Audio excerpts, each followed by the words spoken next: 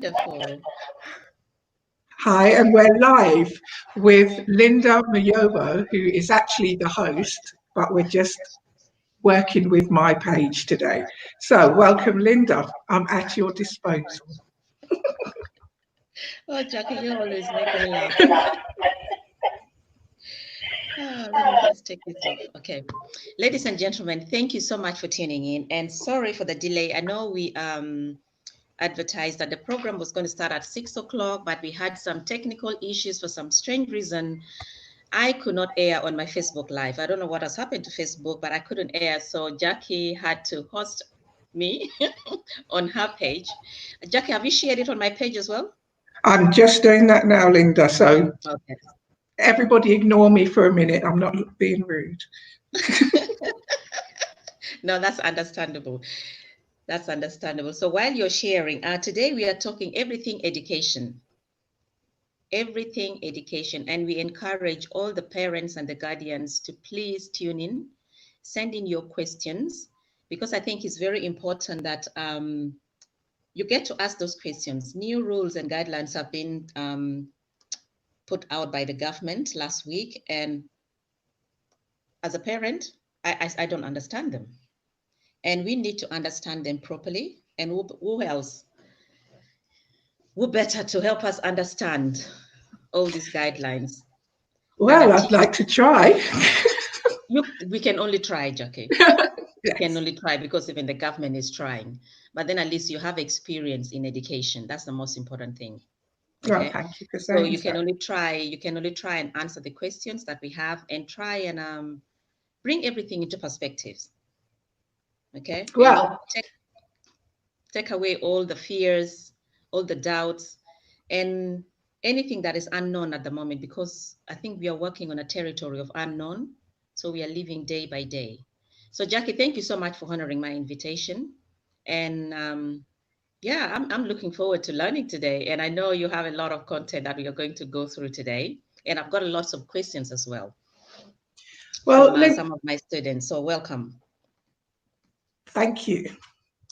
Now, Linda, if we're going to actually at some point understand, I should say that this is actually, I can't share to your page because it's your page, but I have shared it to I have tagged your profile with it. So it should show on your profile. Okay, that's fine. Okay. Mm-hmm. If you go onto your profile, you can then share to your page.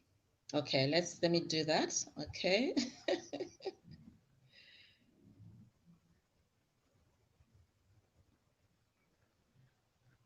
I think, hold on.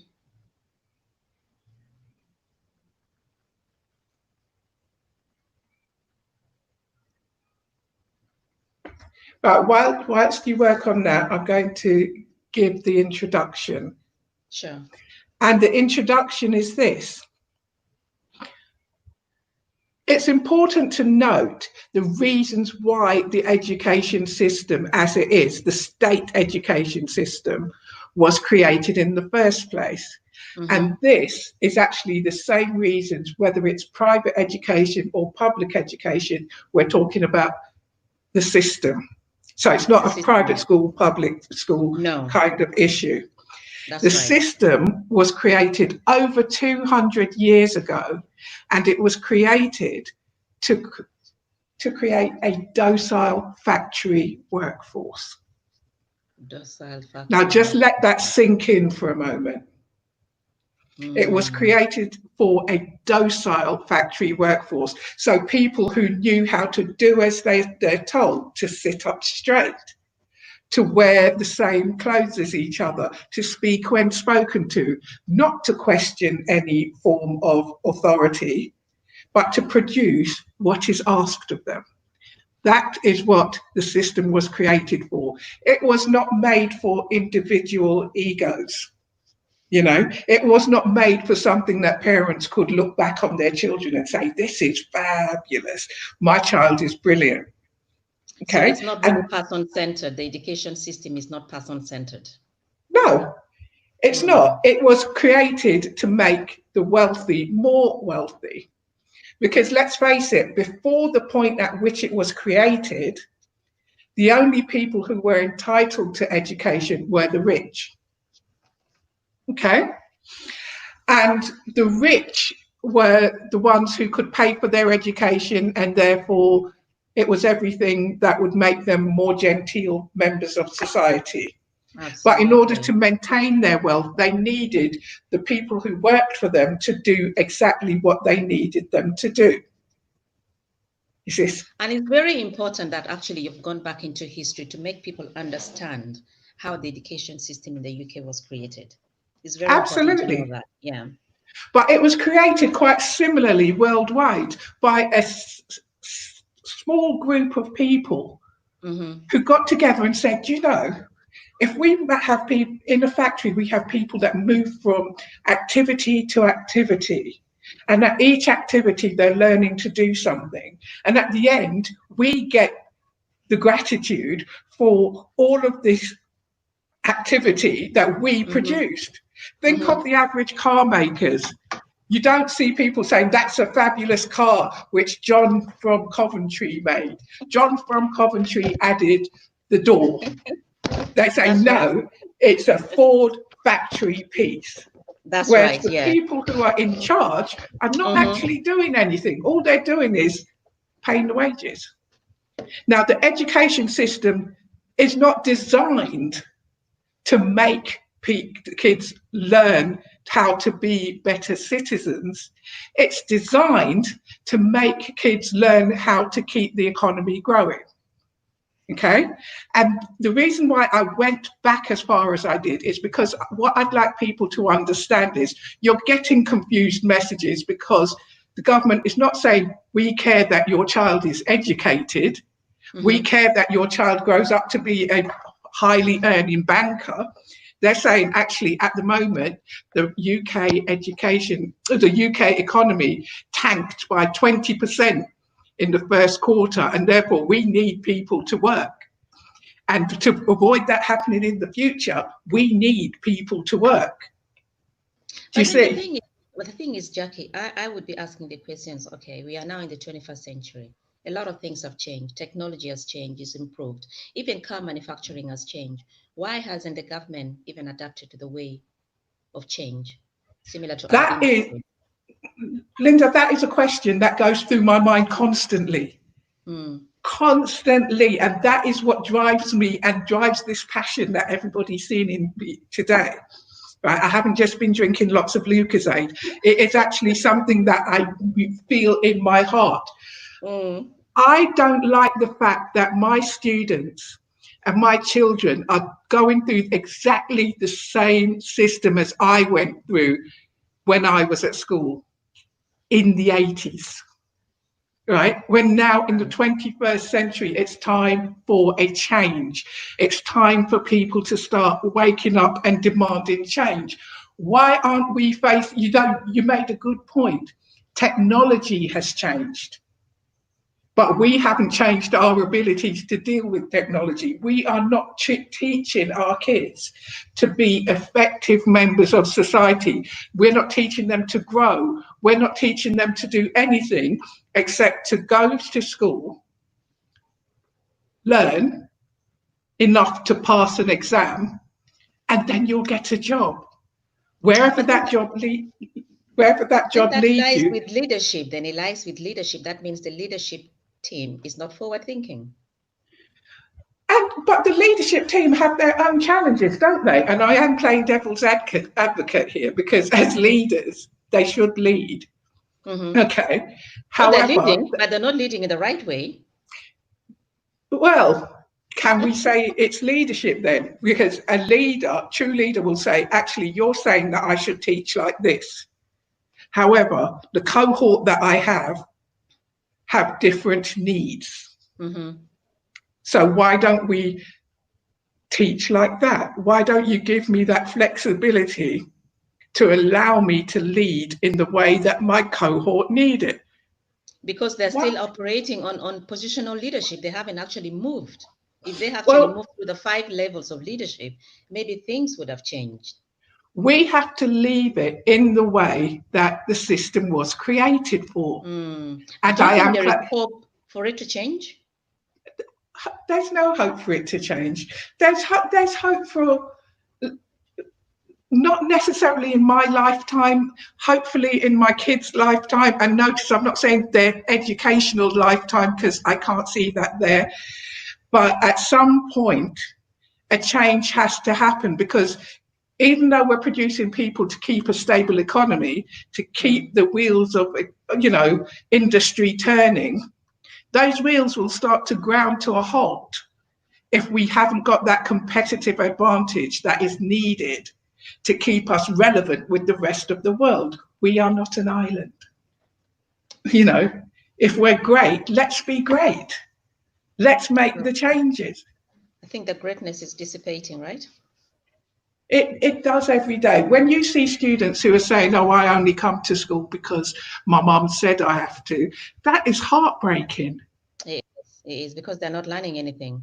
Why they're not learning? Because they have no idea whatsoever why they're there.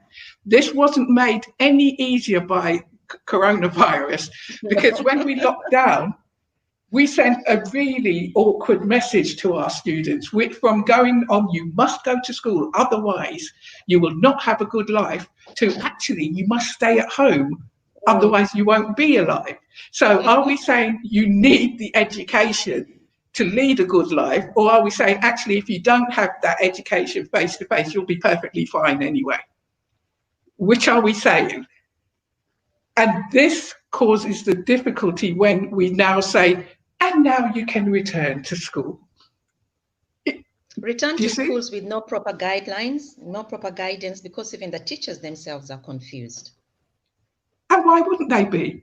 Could I take you through the last week? Please do. The last week, Monday, we're having them all back in. Tuesday, we'll actually leave some of them out. We're not ready. Wednesday, in, out, depending on where you are. Thursday, we'll shake it all about and use the summer holidays. That's why I said Friday, what are we all going to start doing the hokey cokey now? Because it's like, what are we doing?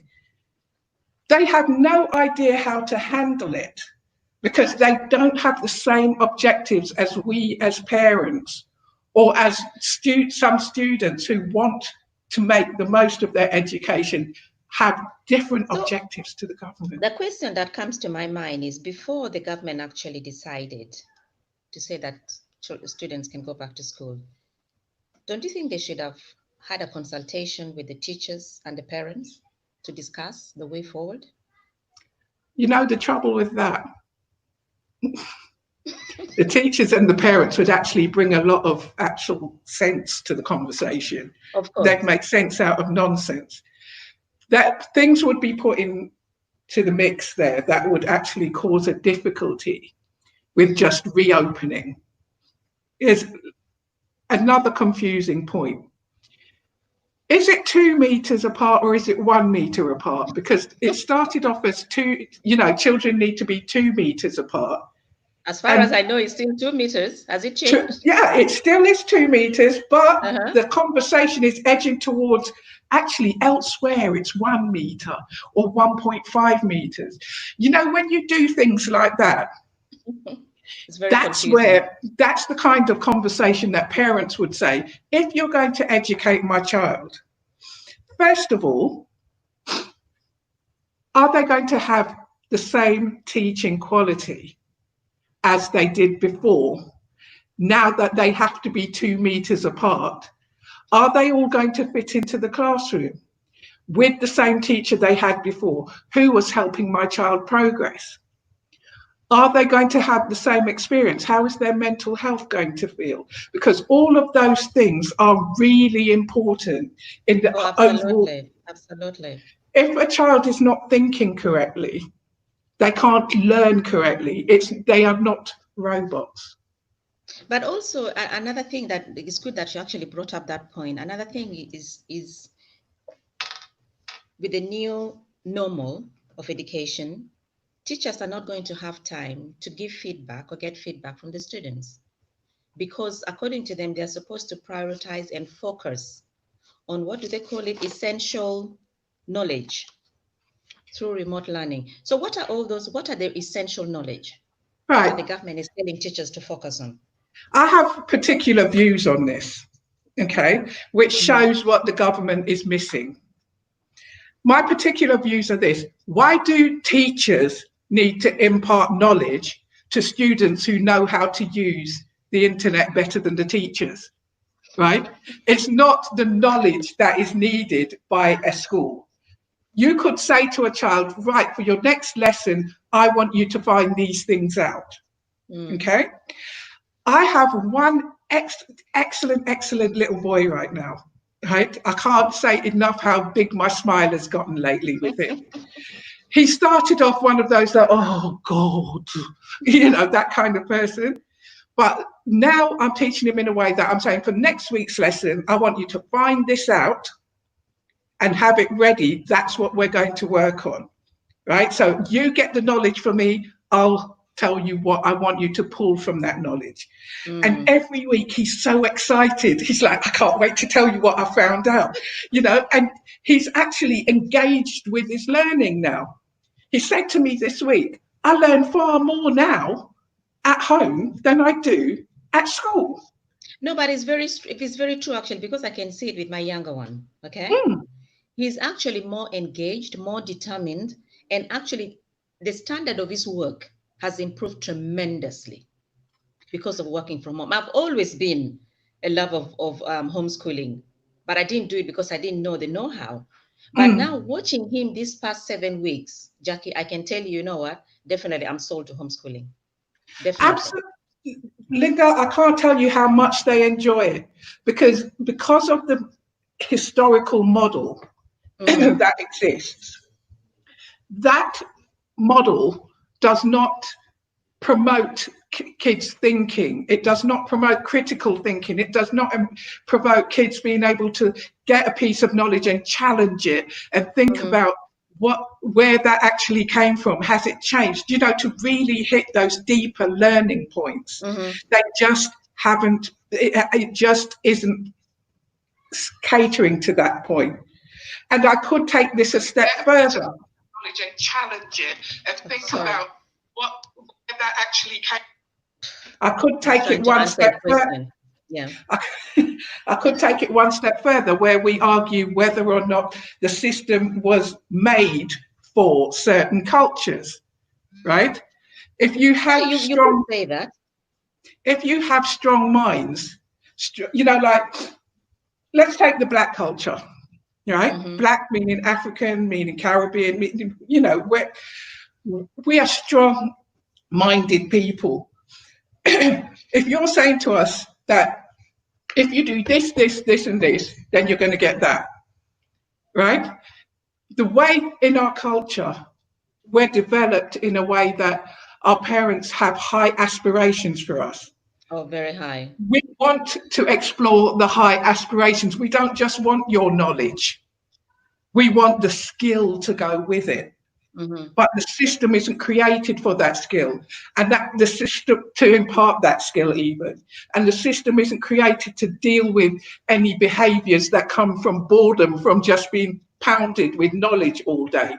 Just right, do this.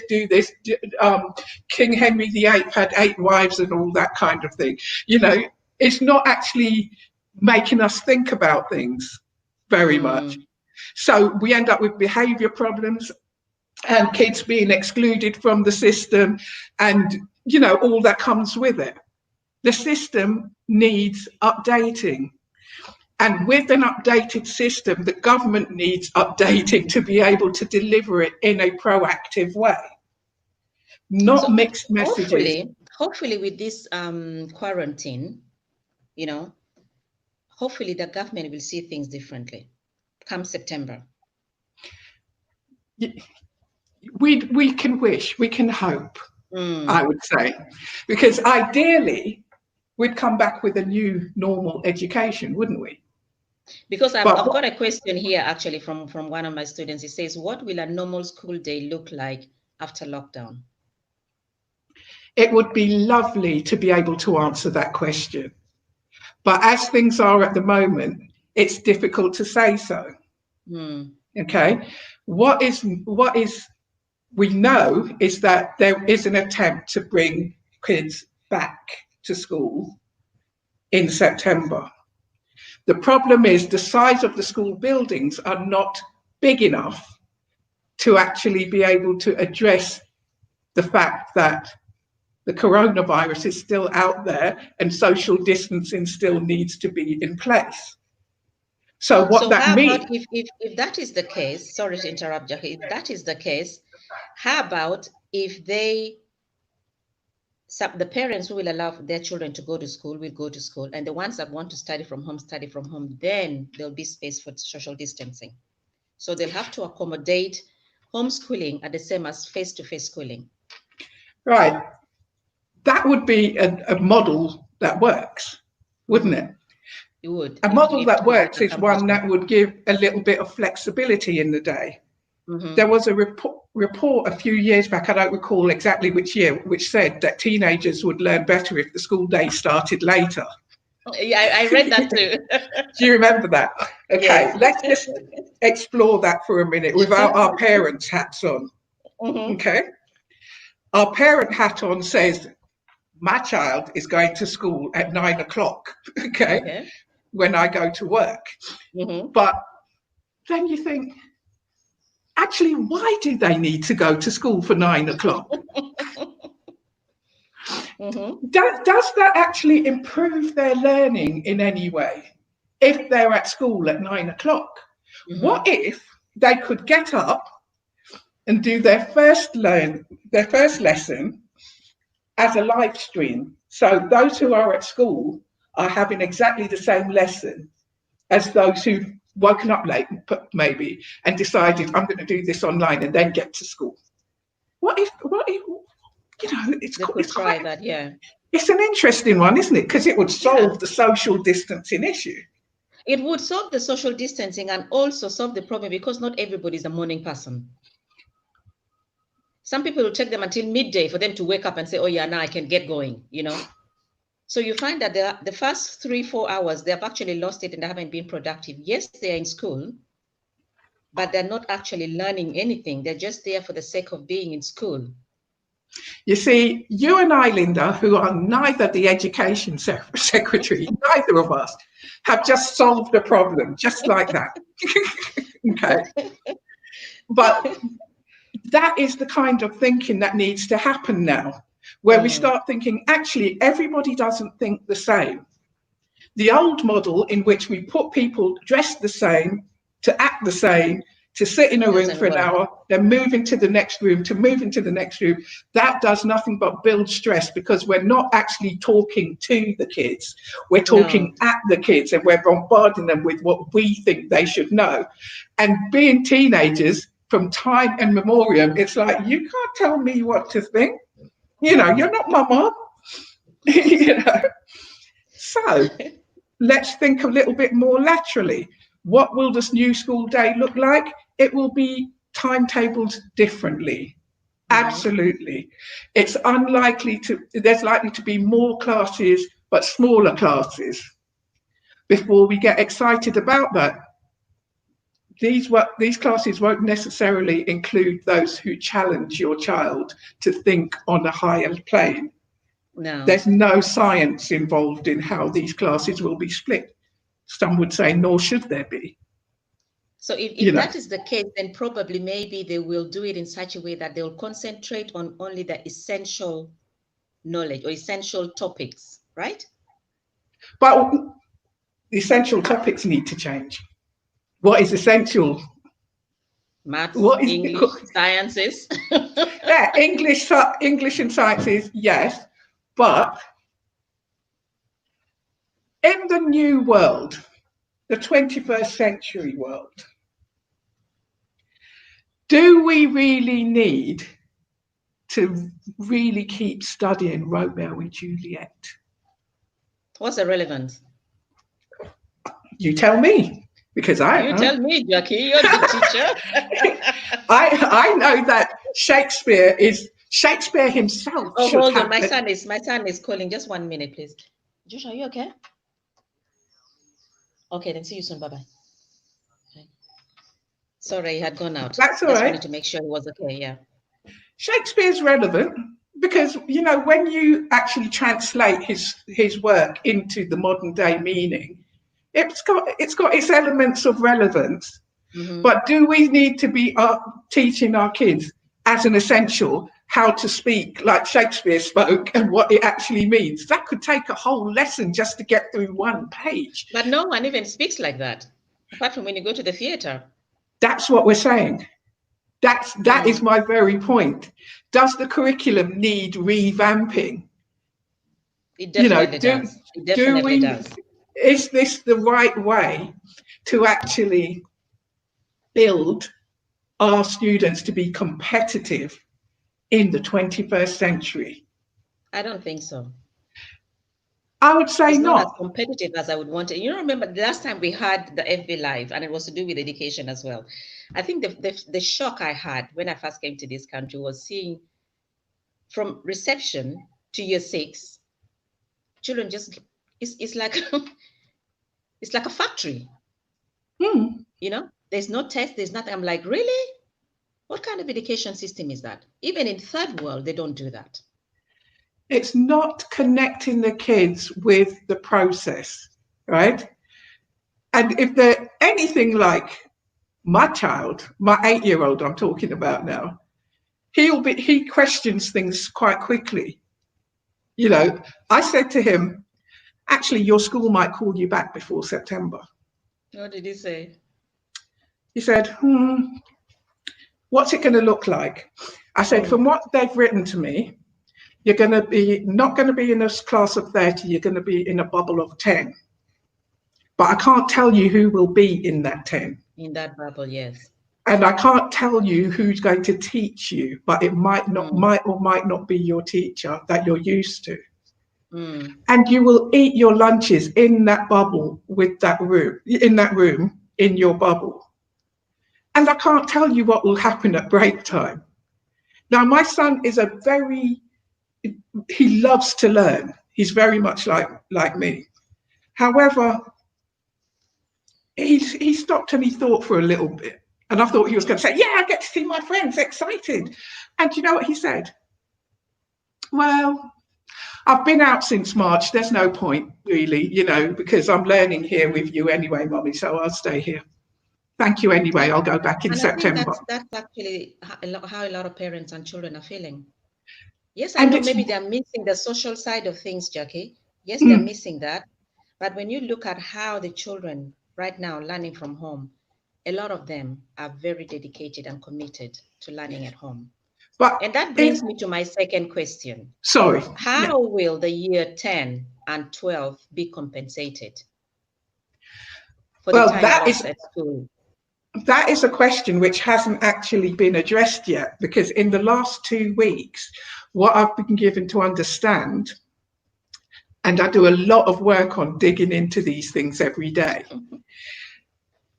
Year 10s and year 12s, us, first of all, the message was they may do their exams in July next year if we're not back in September. Okay. That doesn't compensate for March to September, though, does it? No. And now that's changed to no, they're going to do their exams at the same time, okay, in May. But they will do exams.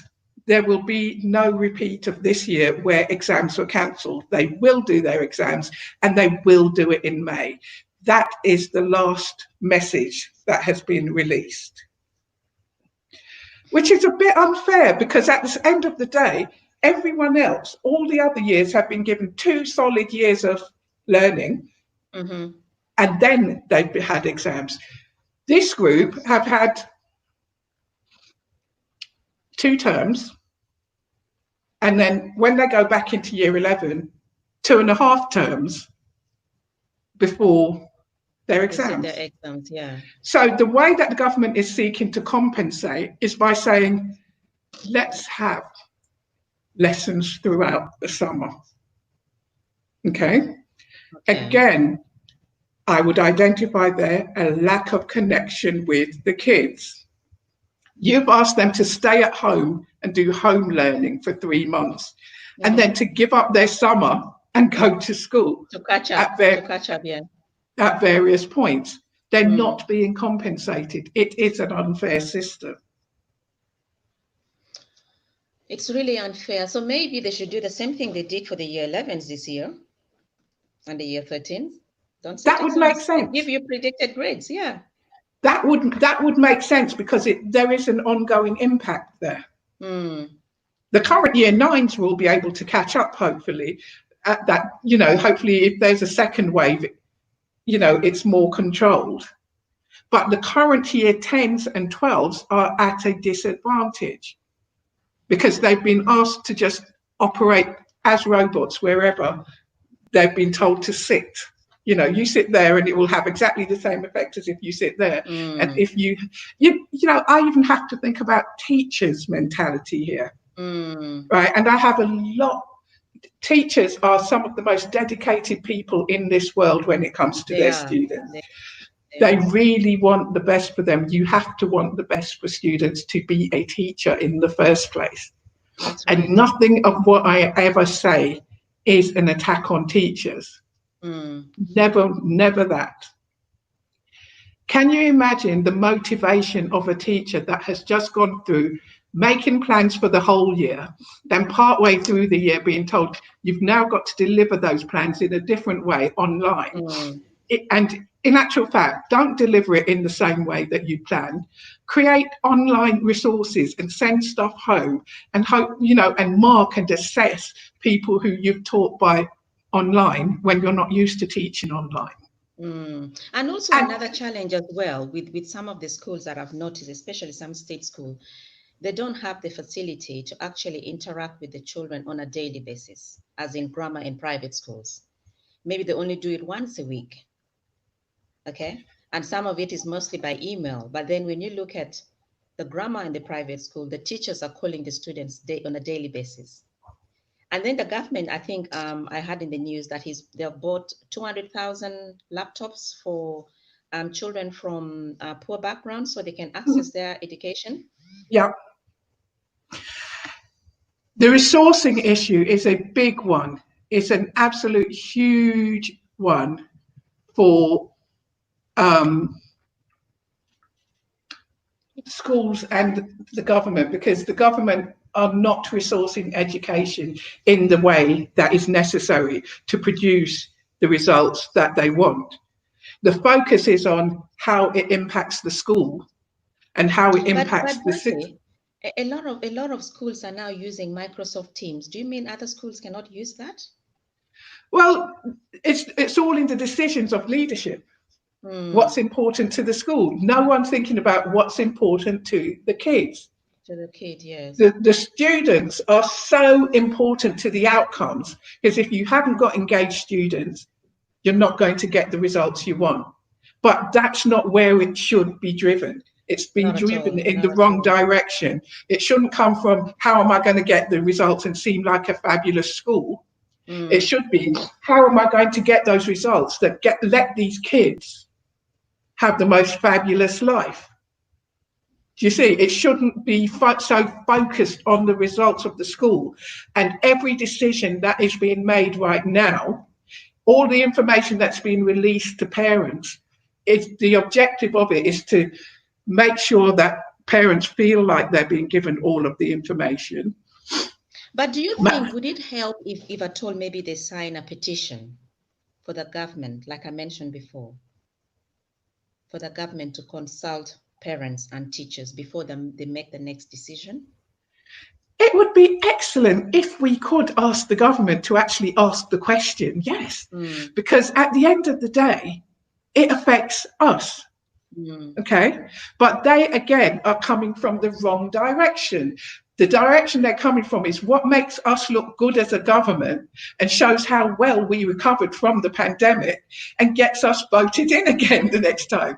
It's not about what it should be. It should be about, but you know what? This shows how silly it is, because the very people who they're failing right now, those year 10s and year 12s, and the parents of those 10s and 12s are the ones who will be voting next time.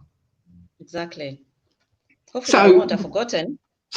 they won't have forgotten, because they'll either have to retake years that they've studied, or they will have to accept that they are not as qualified to do what they wanted to do. And there's Mm, nothing as heartbreaking as standing on the sidelines and wondering, what if I went to another school? Would that be better? No. This is why I was saying to you in the beginning, it's very clearly not a private school, public school in a thing. public school, It yeah. is an education system, because Well, the both reason lead. why I mentioned the private and the grammar school is because I could see the disparity whereby some schools are using Microsoft Teams, and I was wondering why on state school not using Microsoft Teams to keep in touch with their students. If they're not provided with the funds, they're not going to do it. Mm, Then they're not going to do it. They're just going to carry on giving something that looks remotely mm. like education. And if anybody challenges it, they're shut down quite quickly. You know, And when I was and in when I was in the classroom, the kids used to love the way that I started my lessons with, for heaven's sake, challenge me.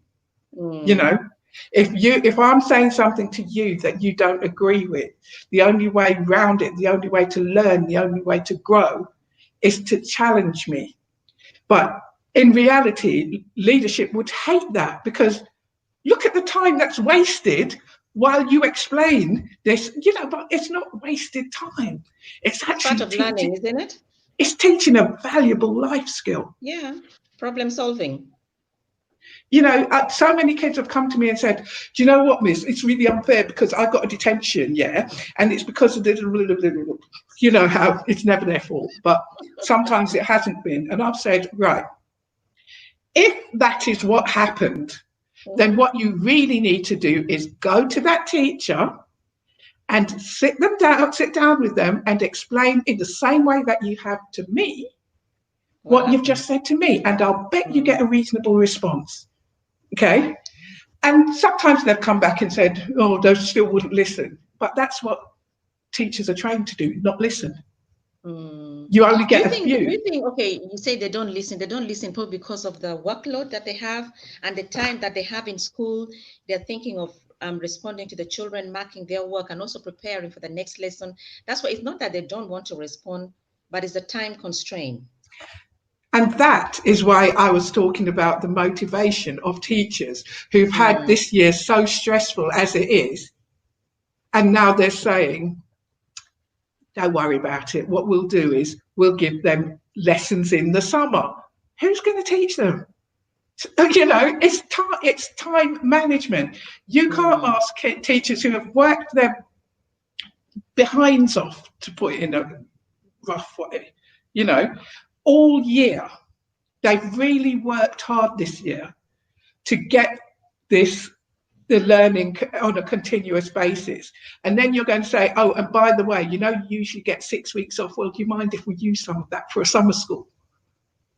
you know, I, I know we are about to wrap up. I would maybe suggest on this note that instead of taking the summertime for the students to catch up, maybe the government could take that time to look at the impact of COVID-19 and education and see how they can move forward, if at all schools are going to open in September. that would be an excellent idea. Okay, because you can't catch up. If you ask any teacher, you remember at the start of the pandemic, home learning, there was a lot of posts, especially on social media, that said, don't worry about it, your teachers will catch you up in September, just enjoy the time at home, Yeah.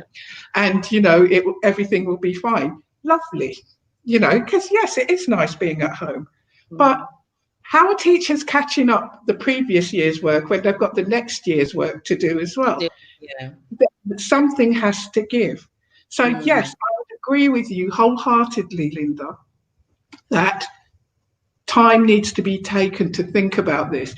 None of this, what Boris said, and Boris, it's not personal. It's not Speak personal. to him. Speak to I'm him. very apolitical, but you can't make statements like a massive plan is in place to be released this week. Boris, what on earth is a massive plan? Exactly. It's very We vague. need to actually start really focusing on the issues here. The Mm, system is outdated, it no longer fits. Kids are not robots. mm, They have their real struggles with this too. They need to know what they're facing.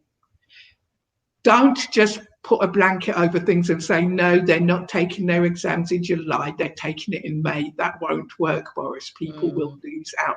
Not everybody is created the same. Not everybody has the same socioeconomic background. Not everybody has, Not at all. Not at all. there's so much more to consider, Boris. Mm.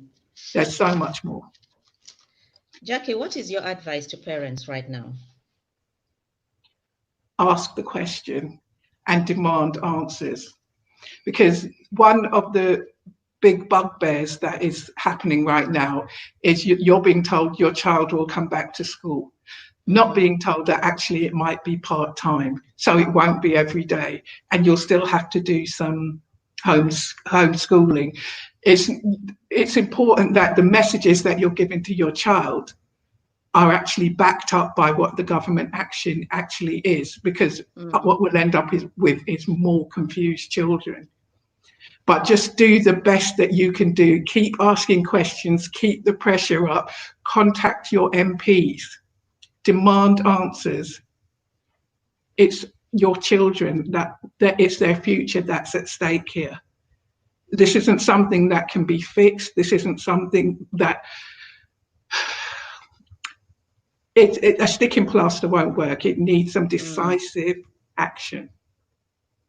And would you encourage parents who have never thought of private tutoring for their children at this particular time so their children can at least stay abreast on their grades and on their learning? I would say yes, I would encourage private tutoring, and that's not just because I have JG Educate. It's not just because of that, but it's because it gives the kids an outlet. If you have the lesson at the same time every week, it gives them that formality that they like when they're seeing the same person every week and they're being Mm. able to build relationships with that person and being able to work with them and really actually learn. That person can stretch them. So yes, I would encourage that, but I would also encourage them to think about the skills that your child is learning and think about how you can build more life skills into your children, because ultimately it's the life skills that are being demanded by the top companies.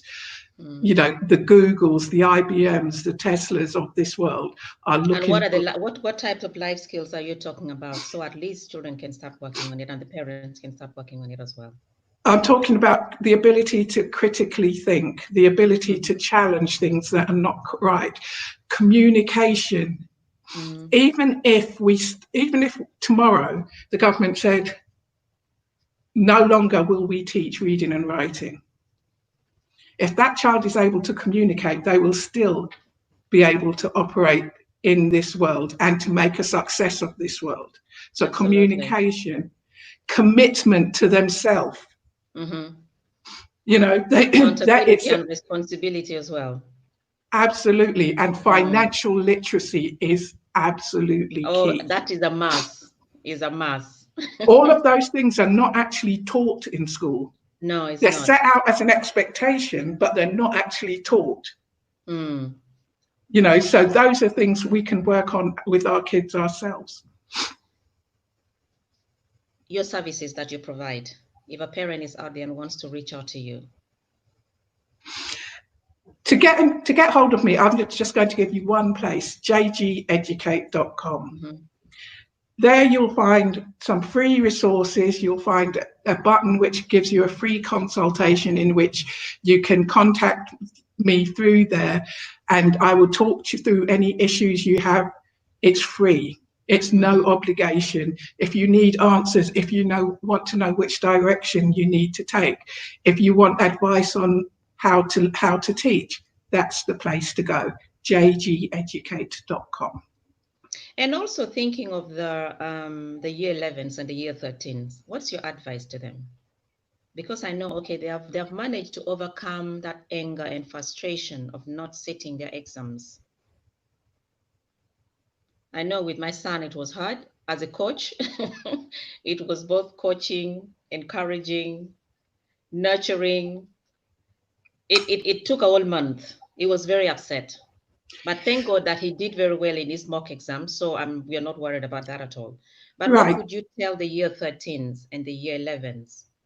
I would say, don't worry. Now's not the time to worry about it. Now's the time to take control because you're always in control. Mm-hmm. Okay. Your results will come out by the end of July. At that time, you can look at those results and challenge the results if you think that you should have done better. And that is a process that will be in place. And we as examiners will actually be reviewing the ranking that the school has given. It's necessary, and especially in the case of year 11s, because never ever has year 11s actually given their best shot to their mock exams. You know, if you're really bright, you've done well in mock exams. Mm. Some year 11s, you know, the way they show their stress is through acting up in school. And teachers have a habit of, you know, because they're stressed and they're looking at somebody who's stressing them, they build up thoughts of that child. Part of the process has been a triangulation of the mock results, the classroom work, and ranking. The teachers had to rank their children. Can you imagine that? It's not fair. It's not So fair. it's not necessarily fair.